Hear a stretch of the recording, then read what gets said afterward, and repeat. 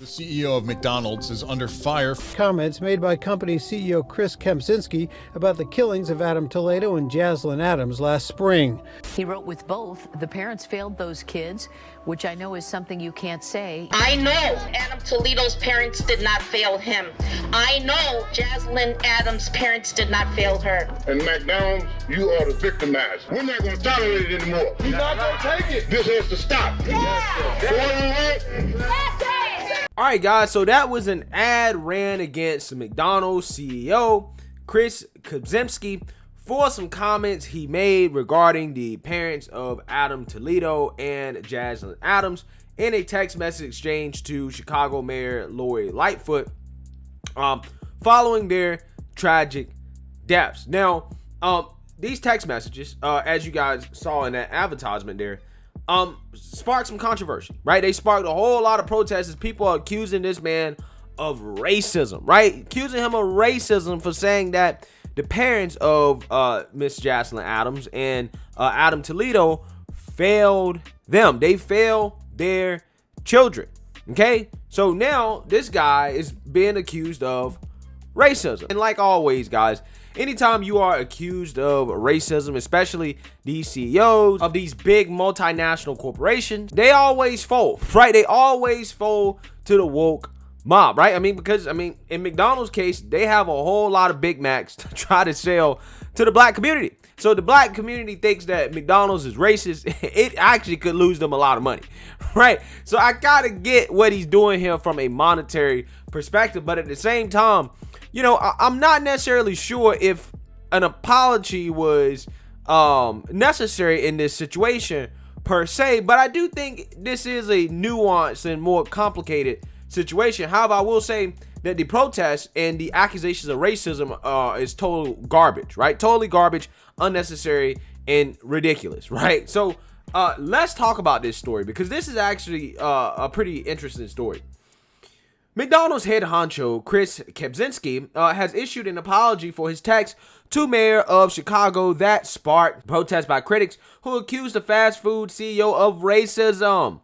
Kempczinski plans to address U.S. employees, including some at the company's Chicago headquarters and others virtually, Monday afternoon, according to the Wall Street Journal. The CEO has apologized for the text exchange with Chicago Mayor Lori Lightfoot in calls and messages over the past week, according to the Journal. In one nearly 6-minute video recorded at McDonald's headquarters Saturday and viewed by the Journal, Kempczinski told U.S. employees, restaurant owners, and suppliers that he was learning from this. I believe that starts with more listening and learning from more people whose life experiences are different from my own.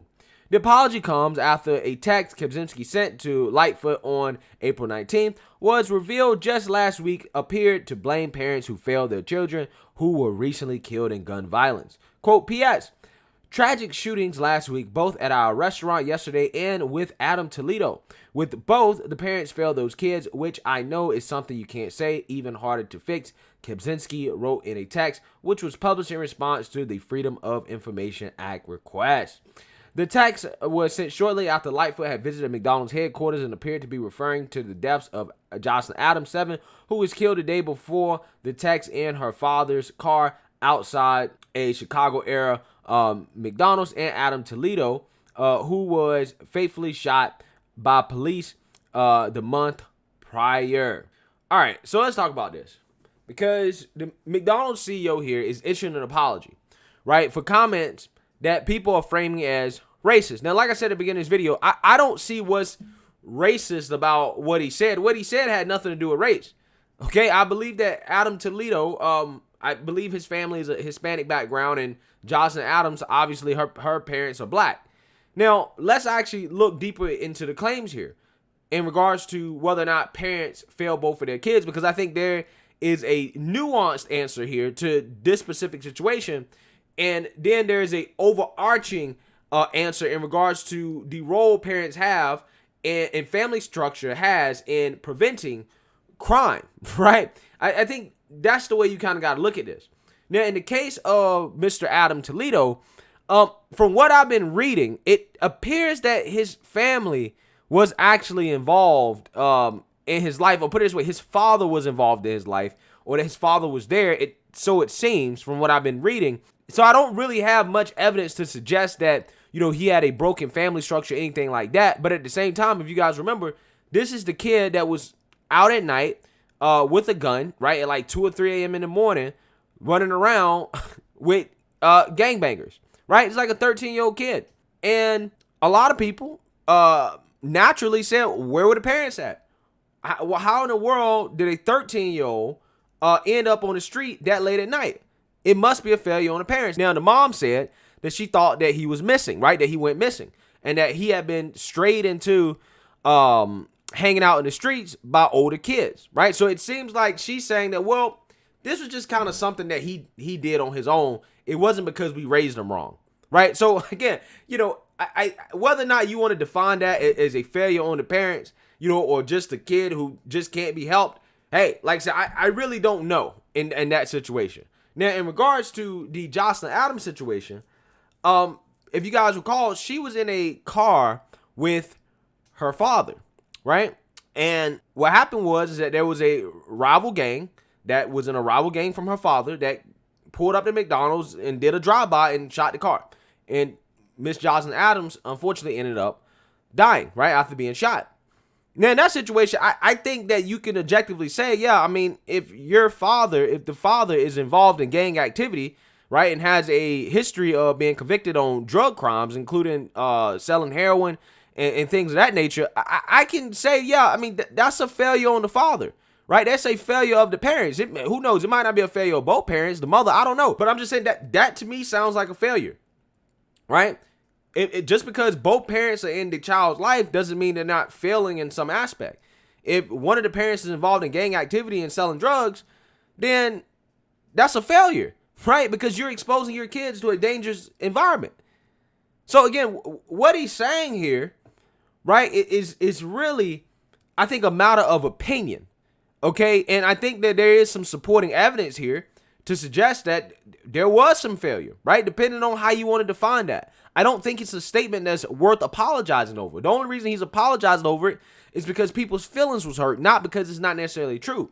Now, the other aspect of that is when we're talking about the role of parents and strong families in regards to preventing crime in general.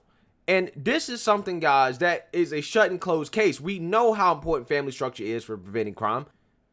In fact, I mean, if we're talking about family structure, right, according to the Heritage Foundation, for every 10% increase in single-parent households, there's a 17% increase in adolescent crime, right? So family structure corresponds with crime rates in adolescents and teenagers.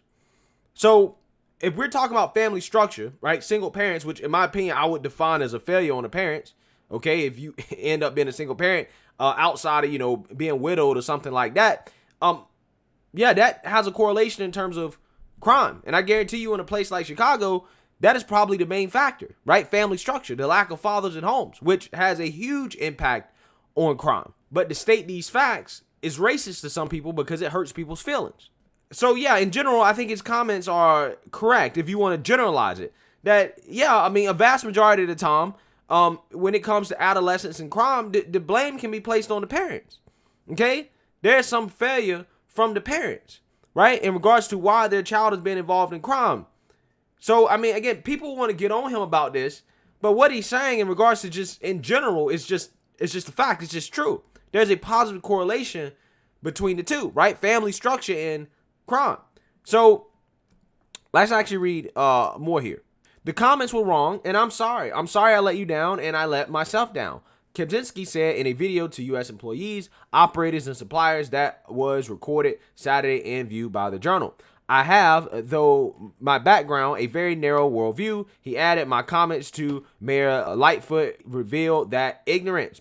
At times in the Saturday video, according to the Journal, Kempczinski appeared emotional and his voice broke through the video apology, especially as he explained that his own daughter asked why he wrote the text. He was speaking his feelings, man. In that question, there's a lot of disappointment, confusion, and certainly disagree with the idea and the sentiment that was expressed, he said in the message. Kempczinski, who became CEO of the burger chain 2 years ago, was out of the country at the COP26 environmental summit last week when the Texas exchange when Lightfoot sparked backlash. A group of 12 organizations, including Fight for 15 and the Chicago Alliance Against Racist and Political Suppression, published an open letter accusing Kempczinski of racism. Quote, "It is clear to us you're the one who has failed here," the letter said. Your text message was ignorant, racist, and unacceptable coming from anyone, let alone the CEO of McDonald's, a company that spends big money to market to communities of color and purports to stand with the Black lives. Okay, so, I mean, look, man, again, this type of, oh, it's racism, blah, blah. I get how you can say that, you know, it's wrong to apply generalization to this specific circumstance. I can get that argument, right? I can get how you would say, okay, that might be wrong. But to accuse the man of racism, I think it's just ridiculous. You know, where was all this backlash when Miss Jocelyn Adams was killed, right? Did y'all protest in the street over that? Did y'all protest the gang violence, right, that caused this to happen? Did y'all write an open letter to the gangs, right, accusing them of being racist for killing black folks? I don't think so. But a McDonald's CEO said something in a text message. Now all of a sudden y'all want to get mad and upset. Again, it really always mind boggles me where these groups decide to put their energy. They always want to focus their energy on the most irrelevant people, right? On things that are just completely irrelevant to the actual problem. McDonald's CEO, besides selling fast food to the black community, outside of that, he's not the problem. The problem is the gangs, right? That's the problem. And a lot of that is on the parents. The group organized a protest last week outside McDonald's headquarters. As the mayor has said previously, families do everything they can, moms, dads, grandparents, to love and support their children, and tragedies can still happen. Victim shaming has no place in this conversation, a spokesperson for Lightfoot said in a response to questions about the text exchange. Okay, so yeah, never blame the parents. You can never blame the parents. You can never blame anything for any problem except racism. Racism is always the issue. It's cool to blame white people, but you can never blame anybody else for these issues, right? You can never blame anybody else. It's just racism and white people, right? And if you say something about it, if you speak up, if you speak your mind and say something to the contrary, then you're a racist. So look, I mean, hey, I'm not necessarily sure if he necessarily should apologize for his comments, because I think that his comments were fair game, right? But at the same time, I can see how somebody would say, well, you probably shouldn't just be, you know, applying that generalization to these set of circumstances if you don't really know the facts in regards to their parents' role. Now, I think in the Jocelyn Adams situation, that's a shut and close case of parent failure, right? But in the Adam Toledo case, I think that's a little bit more nuanced according to the information I read. But hey, it is what it is. I still think that he probably should not apologize. I don't think his statement was necessarily incorrect. But hey, I know one thing. It was not racism. But let me know what you guys think. Make sure you like, comment, and subscribe. Most importantly, share a Black conservative perspective. Peace.